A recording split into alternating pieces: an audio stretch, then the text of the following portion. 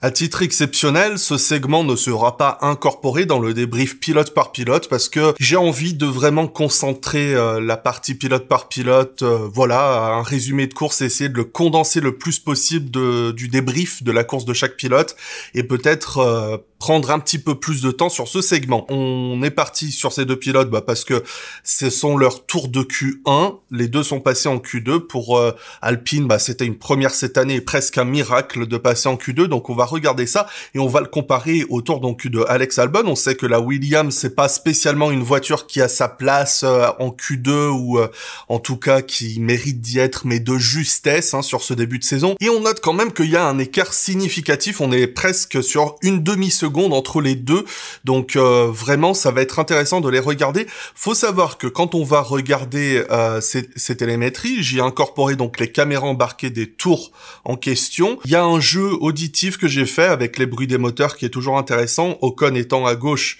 Là, je suis en train de montrer ta droite, je crois. Et ces télémétries qu'on a récupérées sur la bibliothèque Python Fast F1 par mon ami Tonton Strigoun et qui nous a donc proposé une lecture possible de ces télémétries, à savoir que quand on s'est vraiment attardé dessus, on a vraiment regardé comment interpréter ces courbes et c'est aussi pour ça que c'est important de garder d'un autre côté les caméras. Tout simplement parce que lire une télémétrie, c'est très bien pour essayer de comprendre ce que font les pilotes pendant leur tour, mais faut quand même garder visuellement ce qui se passe et je conclus simplement en disant encore une fois que on est de simples passionnés, on s'intéresse à ce genre de choses, on est totalement ouvert à la critique et aux corrections, mais c'est quelque chose que j'ai vraiment envie de mettre sur la table, cette proposition de contenu, depuis ça va faire à peu près 1 an qu'on fait ça occasionnellement, parce que c'est un contenu qui me semble pas être vraiment proposé en général sur l'internet. Mon but c'est quand même d'essayer d'apporter autant de choses que possible à la Formule 1 et qu'au bout d'un moment dire que machin a fait un bon tour, machin a fait un mauvais tour, c'est bien, mais ça peut être intéressant de rentrer dans les détails. Et deuxième chose, ça n'a strictement rien à voir,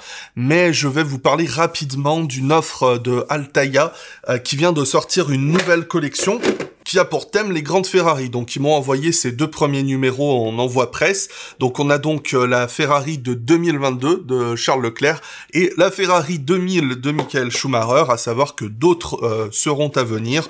On aura notamment du Barrichello, du Prost, du Raikkonen, du Lauda, enfin des grandes Ferrari qui ont marqué l'histoire. Cette collection est dans la lignée de leur précédente que vous voyez un peu exposée derrière moi. Encore une fois, tout ça c'est moi qui l'ai payé, c'est pas du tout un partenariat rémunéré. Leur collection qui avait pour thème les grandes Formule 1. On est sur des répliques 1/24e qui sont en métal injecté et en ABS. Là, je suis totalement en train de lire leur press kit, mais comme ça, j'oublie rien et je vous donne le plus d'infos. Elles sont accompagnées d'un petit fascicule de quelques pages pour voilà, se renseigner un petit peu sur la voiture, en apprendre un peu plus. À titre perso, je trouve ça toujours intéressant. Et j'ai juste envie quand même d'ajouter un truc qui est très bien, c'est que vous le voyez, c'est que dans cette collection, ils ont ajouté la petite boîte, ce qu'il n'y avait pas sur les collections précédentes, et ce qui est plutôt bienvenu parce que le nombre de bagnoles que j'ai pété parce que j'avais pas ce truc de protection, c'est assez frustrant. Donc là, pour le coup, c'est bienvenu. Et pour vous y abonner, voir les prix et toutes les informations complémentaires, rendez-vous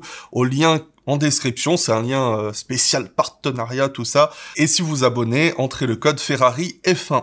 Donc on passe à l'analyse. Encore une fois, merci de votre écoute, de votre soutien, et n'hésitez pas à faire vos petits retours en commentaire. Si vous n'avez pas nécessairement de remarques à faire sur le fond, n'hésitez pas aussi à dire ce que vous préférez aussi. Si vous préférez que ces segments soient intégrés au débrief pilote par pilote, ou si ça vous fait plaisir au contraire de les avoir à part.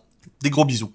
Là, l'écart, il est entre Ocon et Albon. Donc, ça veut dire qu'on est, le temps de référence, c'est Ocon. C'est pour ça que la courbe, elle est au-dessus de la droite bleue. Déjà, premier virage, Ocon essaie de freiner un peu plus tard qu'Albon. Au final, il arrive à emmener un peu plus de vitesse, mais il est obligé de freiner plus longtemps. Je vais pas dire qu'il se rate, mais tu vois que du coup, en fait, il a pas la même motricité que la Williams. La courbe de vitesse d'Ocon reste toujours un petit peu en dessous et elle va le rester jusqu'au virage 3. Donc déjà là, il va y avoir un gros gap qui va se créer entre les deux. Après, même chose, comme Ocon a un peu moins de vitesse de pointe, il essaie de freiner un peu plus tard qu'Albon, au virage 3, et là, il essaie d'emmener un peu plus de vitesse. Au final, il arrive presque à regagner du terrain sur ce qu'il a perdu dans la première ligne droite. C'est ici, il essaye de réaccélérer plus vite, mais il réaccélère plus tard. À peu près de la même manière d'ailleurs, mais à un moment donné, il est à peu près de la même manière qu'Albon. Il essaie de garder un peu plus de vitesse, mais au final, il est obligé de relâcher vachement par rapport à Albon qui lui arrive à reprendre correctement la vitesse. Il relâche un peu plus tôt, donc il sacrifie un peu l'entrée de virage. Et le truc qu'il y a, c'est que Albon arrive à avoir une bonne réaccélération très très vite. Virage 7-8, c'est intéressant. On voit que Ocon freine plus longtemps. On sait pas la pression, toujours pareil, hein, on est en tout ou rien. Toujours est-il que Ocon freine un peu plus longtemps, donc peut-être un peu plus de frein en sortie pour être sûr de bien placer la voiture au bon endroit.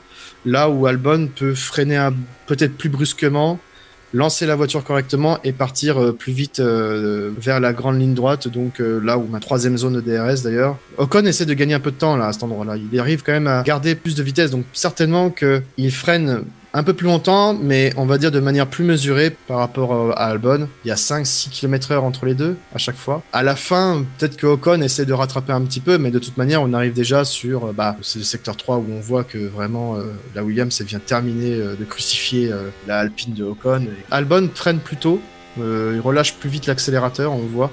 Ocon emmène plus de vitesse, mais comme il emmène plus de vitesse, mais ce genre de pif-paf, le virage 9-10, c'est quand même un endroit où il faut vraiment avoir une bonne maîtrise de ce que tu fais, et en voulant garder de la vitesse en entrée, en sortie, il peut pas réaccélérer aussi vite qu'il veut. Et comme après, il y a quand même une quatrième zone de DRS à gérer, malheureusement, ça se voit tout de suite sur les datas, il perd énormément en vitesse de pointe. 241 km/h de minimum pour Albon, là où Ocon fait pareil. Donc ils ont à peu près la même vitesse en fait, minimum dans le virage. Le problème qu'il y a, c'est que comme Albon prend cette vitesse lente plus tôt, il peut réaccélérer plus vite, et c'est là où Ocon perd encore du terrain sur la Williams en fait. Peut-être que la voiture lui permet pas, hein, tout simplement, hein, c'est possible aussi. Hein. Encore une fois, ouais, c'est à cet endroit-là où on voit vraiment la différence entre deux voitures, je pense. Dernier secteur, on voit des choses qui sont intéressantes, c'est que Ocon donne des coups de frein là où Albon n'en a pas besoin. Là, en général, ils sont plutôt en train de décélérer, enfin de lâcher l'accélérateur pour lancer la voiture, mais ils essayent le plus possible d'éviter d'appuyer sur les freins. Le problème, c'est que là, Ocon, on voit que pour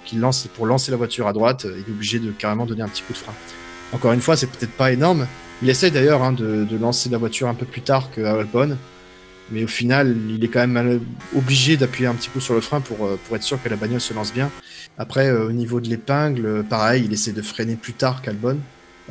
Ça lui joue pas mal des tours parce qu'au final il est obligé de redonner un coup de frein au dernier virage, là où on voit qu'Albon il maîtrise bien son truc, il relâche un tout petit peu l'accélérateur pour être sûr qu'elle se lance bien vers la ligne droite des stands, là où Ocon essaie de rappuyer à fond, il relâche encore un coup pour lancer la voiture dans le dernier virage, il repart encore à nouveau à fond, mais ouais, cette manière erratique je dirais d'appuyer sur l'accélérateur, ça lui a fait défaut, puisque après c'est à cet endroit-là où on voit comment Albon, lui, il arrive à garder un peu de vitesse, là où Ocon commençait à en gagner, il en repère, et ce qu'il a perdu, il n'arrive jamais à le rattraper dans la ligne droite, si tu veux.